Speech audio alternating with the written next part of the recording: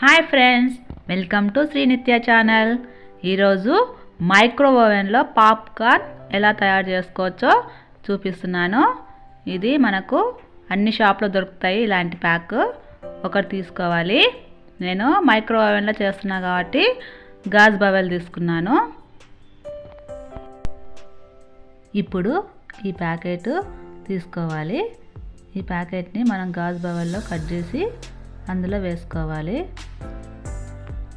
ఈ ప్యాకెట్లో చూడండి, మనకి గింజలతో పాటు వాటికి అవసరమయ్యే లిక్విడ్ కూడా దాంట్లోనే ఉంటుంది. ఆయిల్, సాల్ట్, పసుపు అంతా ఇలా మనం కట్ చేసి దాంట్లో ఉన్నవి మొత్తం ఈ బవెల్లో తీసుకోవాలి.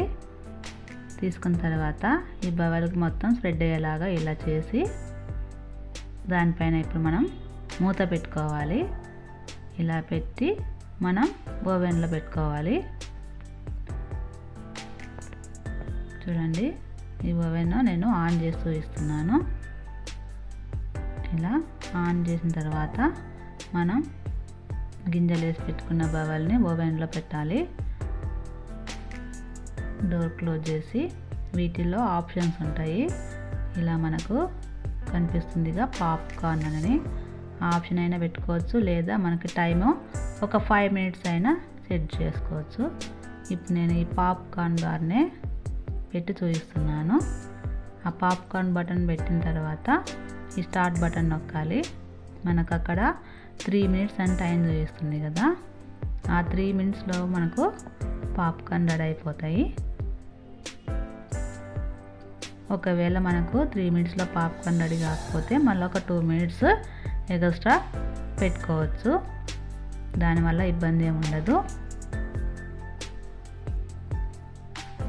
ఆ టైం 3 మినిట్స్ తర్వాత నేను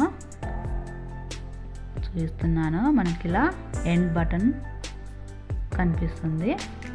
ఇప్పుడు ఎండ్ అయిన తర్వాత డోర్ ఓపెన్ చేసి చూస్తే చూడండి, మనకు ఎంతో కలర్ఫుల్గా పాప్కార్న్ రెడీ అయిపోయింది. ఇలా మీరు కూడా ఒకసారి ట్రై చేయండి.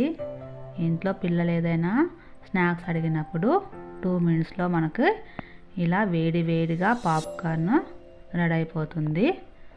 మీరు ఒకసారి ట్రై చేసి మా వీడియోని లైక్ చేసి కామెంట్ పెట్టండి. మా ఛానల్ని సబ్స్క్రైబ్ చేయండి.